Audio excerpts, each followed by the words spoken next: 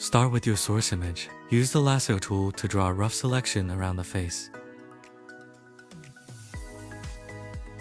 Press V to move, then switch to your target image and drop there.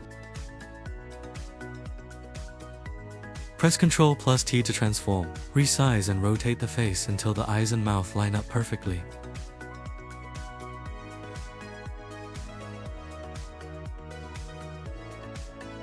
Now, Ctrl plus click the face layer thumbnail to create a selection. Go to Select, Modify, and Contract.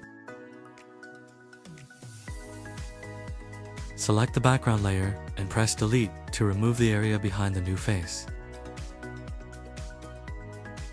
Select both layers by holding Shift and clicking them in the Layers panel. Go to Edit, Auto Blend Layers, and choose Panorama and ensure Seamless Tones and Colors is checked. Click OK. And there you have it.